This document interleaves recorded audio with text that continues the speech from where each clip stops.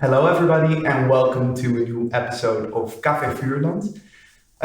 Today, we're at Single Uitgeverij, and we're going to talk all about Ministerie van Dromen by Hengameh Yaghoobifarah. The book centers around Nas, who loses her sister in a car crash. This seems to be an accident, but Nas thinks there might be more to it than meets the eye. So Nas goes on a journey to try and find out the truth about her sister's death. And today I had a very special occasion to meet the author of the book, Hengameh Yaghoobifarah. Hengameh is a German, Berlin-based author and journalist. Ministerie van Dromen is their debut novel. It already was a huge success, a bestseller in Germany, and now we also have the Dutch translation published by Geus, and the translation is by Albert Besares. Welcome, Hengameh. Thank you. Let's just dive right into the first question, if that's okay with you. Of course. While I was reading your book, I was immediately captivated by the narrative tension that you put in it, the cliffhangers, the mystery. And in that sense, I had a reading experience similar to thrillers that I've read before. So I was really wondering, how did you find out that you were going to put these thriller elements in your book? It was part of the writing process because it was not something that was part of my initial idea.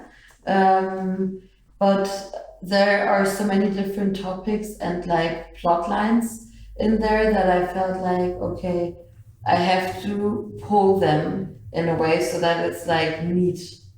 And then my literary agent, who was editing it with me, told me that it has to be I have to choose one of the plot lines to be a little bit more important than the others, or a little bit more something that's carrying us through the book. Mm-hmm. And then I chose that it's going to be the death of the sister, because there's so many other things happening. Nas is moving in with her niece who lost her mother, Parvin, and the story between Nas and Parvin was actually the original story, that it's going to be the focus on that. But then if all the other things also happen, there has to be some sort of arrangement that makes it more logical. The original, I rewrote it 4 times. Oh, really? Yes, because the arrangement was so hard to fine tune. It was way more fragmentaric in the beginning. All the flashbacks that we have were way shorter, for example. And then when I decided to go for the crime story, not even crime story structure in a way, then it was easier to arrange everything around that. But I guess you wouldn't find it in if you would go to a bookstore, it wouldn't be amongst the crime stories or thrillers. And I think it's very interesting to play a little bit with form and genre, genre band, and work with different styles. There's a bit of crime story thriller, there's a little bit of road trip, there's a little bit of family drama. Mm-hmm. And I think it's as a queer author, interesting to not just go for one genre or one narration style, but to play with that and even take it ad absurdum to see how far you can push it. Yeah, queering the genre itself as well. Yes. Cool.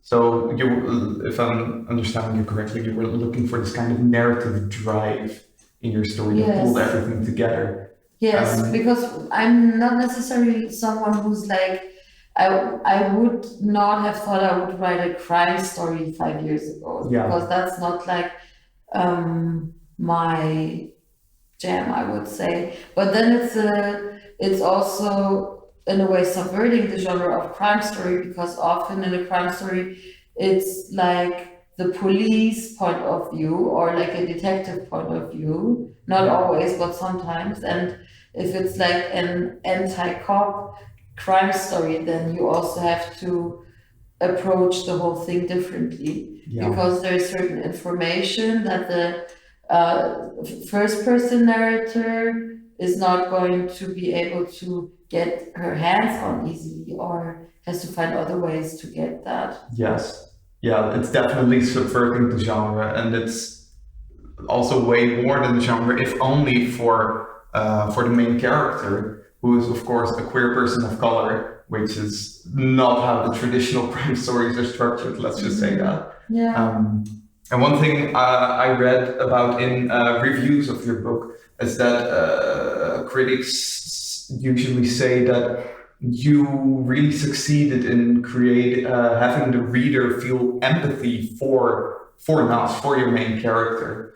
And I was really wondering, was that what you were trying to do in the book? Was it like a conscious goal of yours? No, it wasn't, because I would say I myself find my protagonist a little bit annoying. Obviously. Like, I mean, I do like her, Mhm. but she has massive toxic masculinity problems.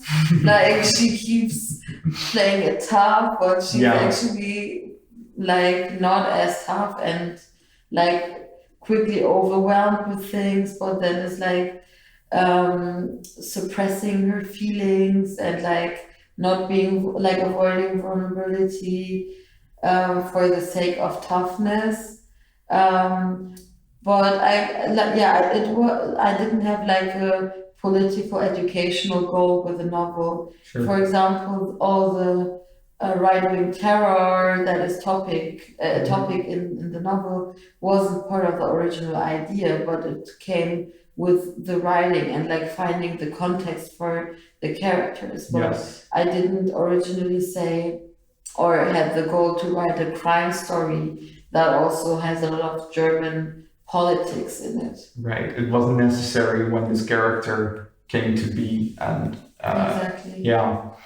So why do you think critics remark that about this character that you created? Why do you think they feel the need to comment on this empathy they feel is deeply entrenched in the book? I think because many of the critics, since this is my first fiction work, they know my columns, which are like very polemic, very tough maybe, and then or like angry and not very vulnerable, and they think that all queer people of color are just like angry for no reason or whatever. Right. But then having a novel that also centers this kind of perspective, but with an introspective, and like because it's also the story of loss and grief, so you will see more of the feelings of the person. Yeah. They realize that, oh, it's actually a human being and not just like an angry person or whatever. Yeah. I'm thinking it's of course not directly applicable, but of the angry black woman narrative that's being projected on POCs. And come to think of it, would you go as far as to say that kind of reception has some racism entrenched in it, maybe? Yeah, I mean, for me, it's not necessarily surprising, but if people say, oh, all the topics that you pick up in your book, I think about them differently when I read your book. While there's so many documentaries, newspaper articles, podcasts, or like, just like numbers about like racist violence, sexual assault, queer realities. I'm like, okay, so you really need to like, people often feel differently about realities that are not their own ones if they experience it through fiction, I think. Yes. Yeah. Because it's then, I mean, you connect with, or like in the best case of literature, you can connect with the characters, and then things feel closer to you than they actually are.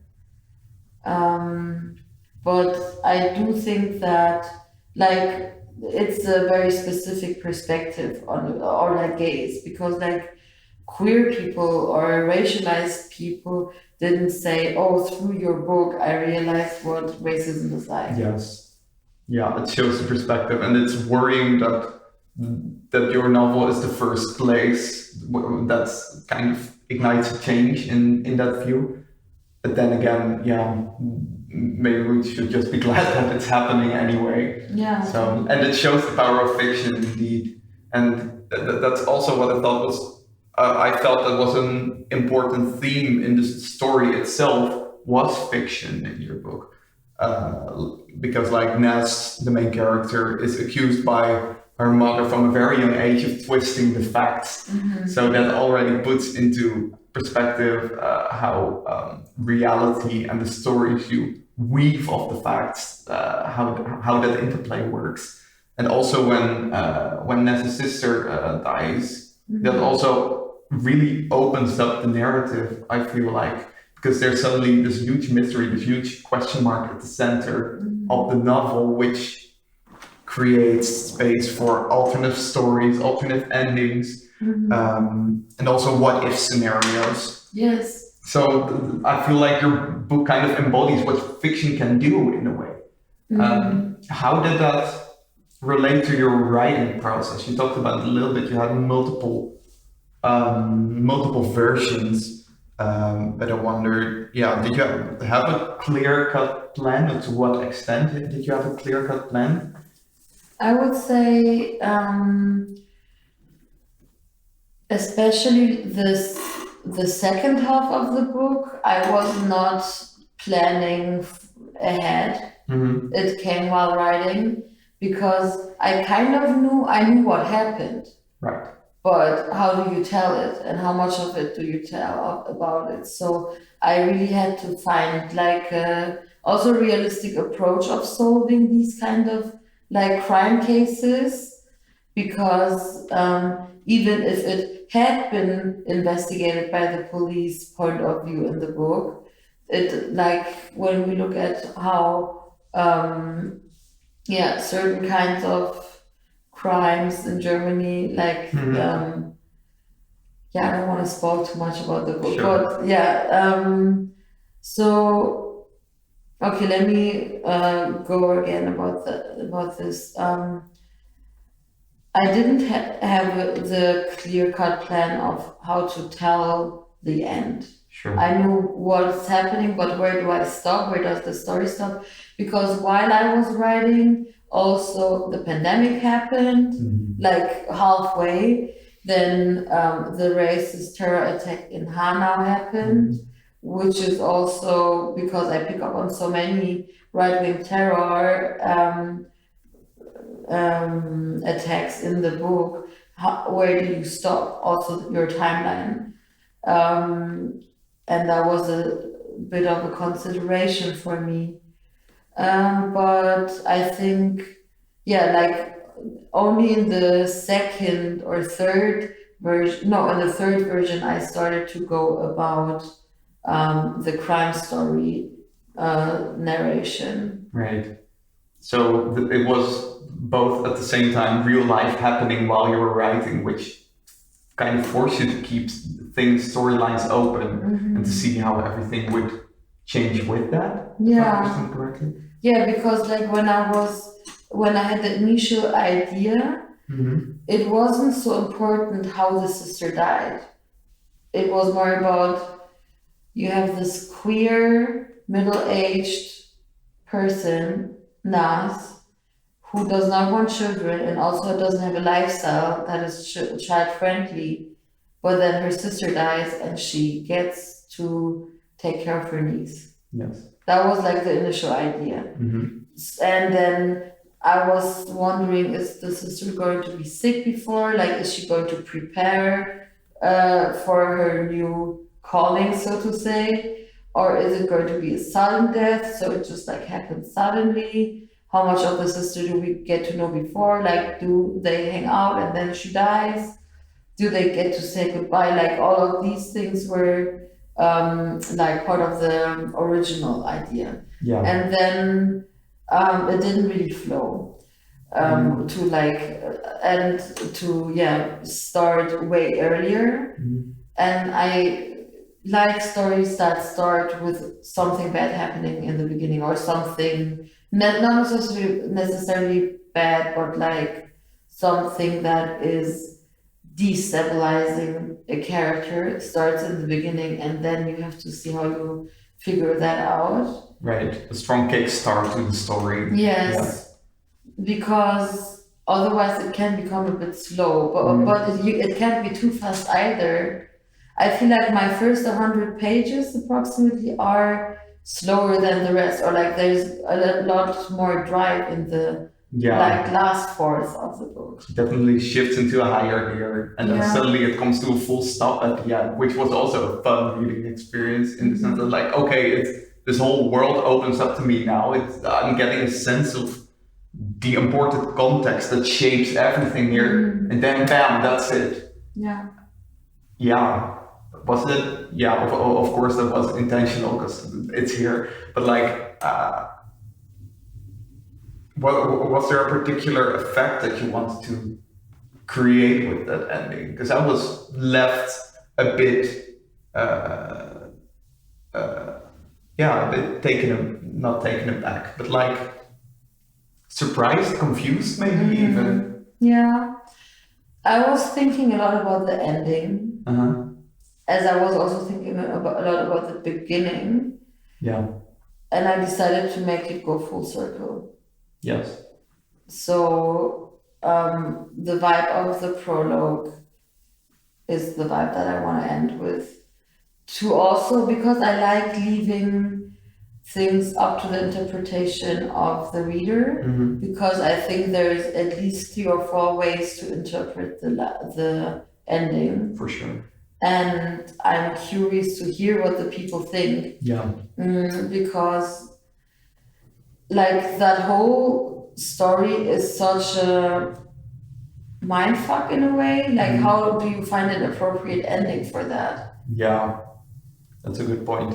Yeah, maybe it's necessary to say for the viewers, like the introduction and like the prologue and the ending of the book, and also some scenes in between are dream sequences, which are, of course, Ministry of Dreams, which is also an important theme in the book. And it opens up this, there's a stark contrast to like the crime story that you're telling. Of course, dreams are also Poian crime stories, but it also, at the same time, it creates this other space where it's more ambiguity, a little bit absurdity, and also some more layers to the story, some profoundness that you add there as well. Were the dream sequences always a part of the story, or did they come in later, maybe? They were there quite soon, but not in the initial idea. Sure. Like initially it was about a coming of age versus a queer aging situation, the aunt and the niece relationship. That was the center. And then the dreams came, well, definitely in the first draft already. Okay, yeah. But you didn't view them as the most central part to that story.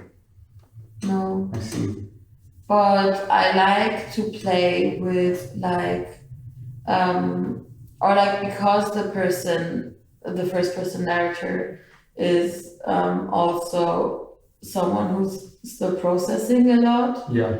I think that dreams are a good gateway for that, but also the fact that she sometimes hallucinates or like is like there is a glitch in her perception. So I like to leave it a little bit up to the reader. Is this happening right now? Is this a dream? Is she tripping? Because a fellow author of mine and a friend, Fatma Eldemir, once said at the reading of hers that for her writing is also about restoring memory, or what you think is your memory but maybe never happened. And that's totally how I also feel often, that sometimes I remember things, but then I'm like, wait, did that actually happen? Was it a dream or never? It never happens. It's just like an association of my head. And you can't always ask someone because sometimes it's about tiny details. So I like to play with dreams, memory, trauma, like all of the different sectors of the head. Yeah. And it makes total sense considering what you told me earlier about how the element of fiction works for you. It also fits into them. Well, it opens up everything, which is really interesting. How do you feel about, because you're telling me that the story of Nas and her niece was central to the story at first, but now that's not the angle I'm taking for this interview. I don't know, how do you feel about that? Is that story still at the heart of your novel for you? And how do you feel about that not always being perceived as the heart of the novel? I guess the thing is there's so many different things that can be the heart of the novel or like that. I think it's also a matter of what is the reader's heart of the novel in a way, because people who maybe themselves are caregivers or parents, they often talk about this part of the novel the most with me, because they're like, oh God, yes, my kid is also that age and it's exactly how it is. Yeah. But then there's people who are survivors of sexual violence. So maybe that's more something that they focus on. Then there's people who also are the generation of Nas, but not necessarily queer, but they also experienced all the racist violence of the 90s. So they also, that's what they focus on. And I think I'm not angry if people are like, or like it's I don't take it personal if people have a different focus in it than me. I think the thing that makes or like what bums me out sometimes is when people just perceive it as a book about discrimination and what it's like to be excluded. Sure. Because I'm like, that's not the topic of the book. It's a book about loss. It's a book about chosen family and not so much chosen family. It's about sisterhood in a very like narrow sense. Yes. And it's about queer aging versus coming of age, and also like surviving violence. Yes, but I wouldn't, because I think exclusion is such a broad term. Like it can be bullying, it can be a class perspective on society, it can be about racism. Like it's so vague, and I wouldn't say that that's what's thriving the story. No, exactly. And it goes past the given fact that discrimination for this character is a fact of life. That can't be their story. Yeah. It has to be more than that. Totally. I also think I was talking to the author Tori Peters about her book The Transition Baby, which is also one of my favorite novels. And she was also saying that if your audience is your own peers, or like you think that, because she was self-publishing her novellas before and wasn't expecting this novel to blow up like that. So when she was writing, she was thinking it's mostly her friends who are going to read it. So that if most of her friends or like the readers she has in mind are all trans, it can't be, the whole story can't be about it's annoying to be on an airplane with all the like security checks, etc. Because people know that. So like, how do you make a story out of that? Yes. And I think I feel similar with like the things that Nas experiences. Like if you think your readership is also not white and or queer, then it's not going to be centered about a coming out or about the police is racist.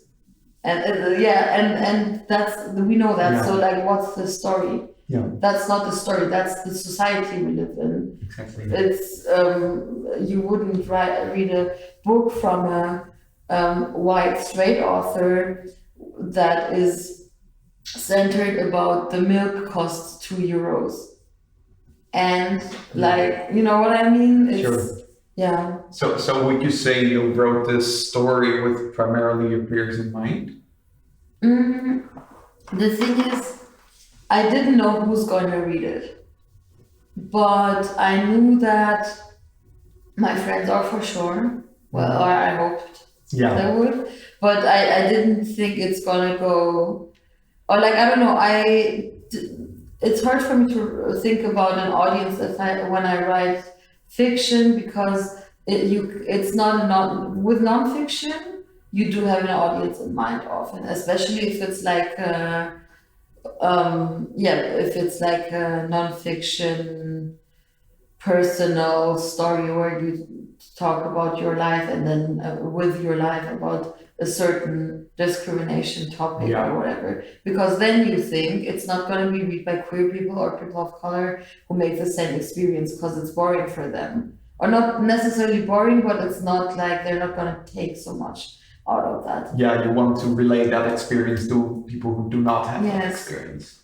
And for this book, or like for fiction, it's not about a certain experience, because the main topics are loss, grief, and love. Yes. So that's something most people experience in their lives. The lens is a very specific one.